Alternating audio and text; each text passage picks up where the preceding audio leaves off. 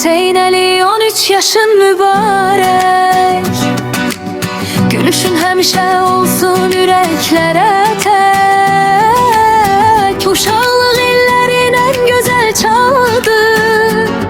Hər günün sevinç, hər anın baharıdır. Dərslərində uğurlarında şənlik, həyatında olsun sevinç, dostluq, gülüşləlik.